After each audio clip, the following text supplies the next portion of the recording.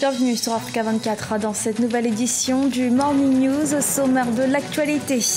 La principale coalition de l'opposition tchadienne a publié un mémorandum sur la situation socio-économique du pays. Le Front de l'opposition nouvelle pour l'alternance et le changement dénonce la mauvaise gouvernance du pouvoir en place. Le Burundi accuse l'Union européenne de déstabilisation. Le pays qui traverse une grave crise politique se base sur des documents rendus publics ce lundi.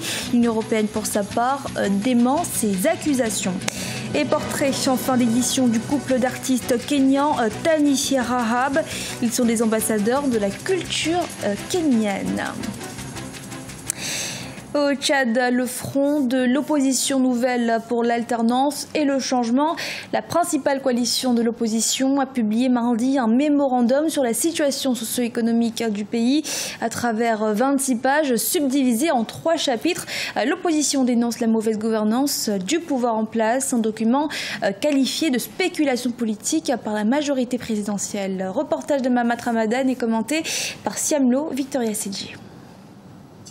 Au Tchad, le Front de l'opposition nouvelle pour l'alternance et le changement, FONAC, une plateforme qui regroupe plusieurs partis politiques de l'opposition, a publié ce jeudi 6 juin 2017 à N'Djamena un mémorandum sur la situation politique du pays. Les élections présidentielles, la fin du mandat des députés, la mauvaise gouvernance et la crise économique que traverse le Tchad sont les principales thématiques abordées dans le mémorandum. Pour le coordinateur du FONAC, le mandat des députés prend fin le 21 juin 2017. Au-delà de cette date, l'Assemblée nationale perd sa légitimité. Nous avons avisé, pas simplement l'opinion nationale, mais même l'opinion internationale. Tous ceux qui signent des traités, conventions et autres avec le Tchad, qu'ils sachent qu'à partir du 21 juin 2017, l'Assemblée nationale n'a aucune légitimité. La Constitution de la République du Tchad ne lui donne pas le pouvoir de proroger le délai d'une législature. Pour la majorité présidentielle, le mémorandum de l'opposition est une spéculation politique. Elle estime que le pays fait face à une tension de trésorerie et n'est pas financièrement prête pour organiser les élections législatives à la date prévue à cet effet. Une position que partagent certains observateurs de la scène politique et du pays. On veut bien respecter la Constitution. Mais tant que vous n'avez pas les moyens, qu'est-ce qu'on peut faire? C'est ça la question aussi. Dans son mémorandum, le Front de l'opposition nouvelle pour l'alternance et le changement a dénoncé le népotisme, la mauvaise gouvernance, la cherté de la vie ainsi que la corruption qui, selon lui, a entraîné le pays dans une crise économique et financière sans précédent. Les électeurs maliens sont appelés à se prononcer sur la révision de la Constitution. Un référendum a été convoqué à cet effet le 9 juillet prochain. Un projet de révision qui ne fait pas l'unanimité au sein de la classe politique. Les précisions dans ce reportage de Mokhtar Bari est commenté par Deogracia Sequeda. Après l'adoption du projet de loi révisant la Constitution par les élus du peuple, le corps électoral malien a été convoqué à se prononcer le 9 juillet 2017.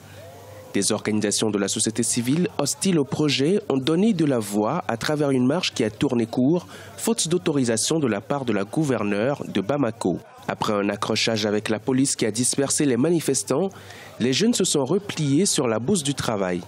Ils dénoncent l'usage disproportionné de la force par les policiers. L'État n'est pas présent dans les tiers du territoire national.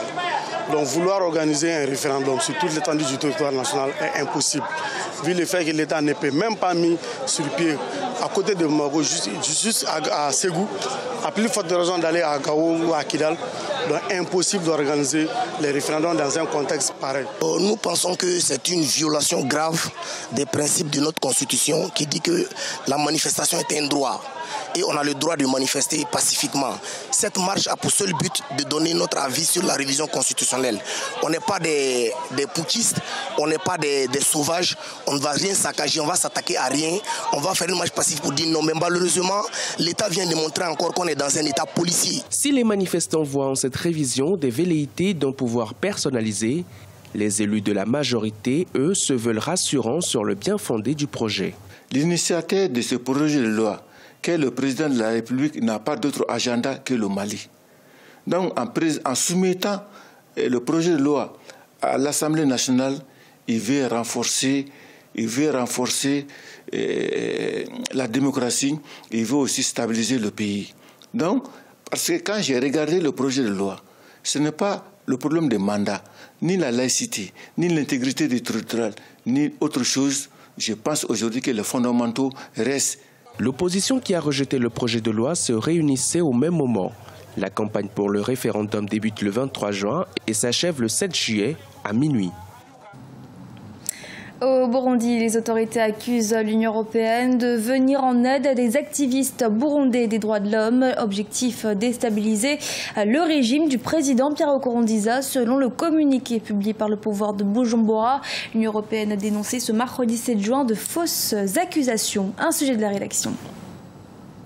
Bujumbura accuse, l'Union européenne récuse. Le 5 juin, les autorités burundaises font une annonce. Ils affirment détenir des documents dévoilant le rôle de l'Union européenne dans la crise qui secoue le Burundi depuis 2015. Les faits, précise le communiqué du gouvernement, remontent à plusieurs mois avant l'insurrection et la tentative de coup d'État de mai 2015. Dans ces documents en circulation, il est rapporté que l'Union européenne a procédé à des financements à l'endroit des personnes physiques ou morales impliquées dans la déstabilisation politique du Burundi et actuellement sous mandat d'arrêt émis par la justice burundaise. Pour l'Union européenne, ce sont de fausses accusations. L'organisation soutient que l'aide fournie à certains activistes burundais s'inscrit uniquement dans le cadre d'un programme officiel. L'objectif étant la promotion de la démocratie et des droits de l'homme. Aujourd'hui, dans sa stratégie de résistance, et le gouvernement s'enferme dans ce que je pourrais appeler une sorte de déni total, de refus de voir la réalité en face. Je pense que le président Nkurunziza autoproclamé s'est enfermé dans une sorte d'autisme politique. Je ne vais pas voir la réalité en face. Les relations entre Bujumbura et l'Union européenne ne cessent de se dégrader. Il y a un an, l'organisation internationale, principale bailleur de fonds du Burundi, avait pris des sanctions contre le pouvoir de Bujumbura. Accusé de graves violations de droits humains, le Burundi a toujours refusé de participer au pourparlers de paix avec l'opposition dite radicale. Le pays traverse en effet une grave crise depuis la réélection en 2015 du président Pierre Nkurunziza pour un troisième mandat consécutif, une situation qui a provoqué l'exil de plusieurs milliers de Burundais. Le tourisme à Agadir continue sa reprise amorcée depuis début 2017 avec une augmentation au mois de mai des arrivées et des nuitées. Cela grâce notamment à la bonne performance de plusieurs marchés metteurs européens. Les hôtels classés de la première destination balnéaire nationale ont ainsi obtenu une légère variation de 0,66%. Et la rencontre d'un couple d'artistes kenyans, Tani et Rahab, et elles sont à la tête d'une galerie d'art à Nairobi dans laquelle ils exposent des créations réalisées à quatre mains, un double portrait à découvrir avec Fanny Munchi. Shine Tani et Rahab Shine sont mari et femme, mais ils sont aussi partenaires dans le travail. Artistes, ils dirigent une galerie d'art à Nairobi, le Banana Hill Art Studio. Un projet monté il y a 25 ans et qui est désormais un lieu incontournable de l'art au Kenya. Beaucoup d'artistes qui m'ont vu à la télévision ou dans les journaux ont essayé de me contacter. Il n'y avait pas de téléphone portable, alors ils sont venus jusqu'à chez moi pour me rencontrer. C'est ainsi que nous avons tissé des liens. Et avec quelques-uns d'entre eux, nous avons créé le studio qui est maintenant la Banana Hill Art Gallery. Leur travail est également publié dans les magazines et les livres d'art. Pour Tani et Rahab, peindre à deux a été une évidence.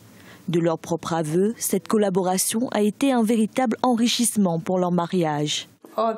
Quand je réalise ma propre peinture, il vient me voir et me dit qu'il faudrait peut-être quelque chose à cet endroit-là. Alors nous avons décidé de peindre ensemble et de faire une exposition de notre travail à tous les deux. Aujourd'hui, le couple aide d'autres artistes à se faire connaître. Mais surtout, ils souhaitent susciter des vocations chez les plus jeunes.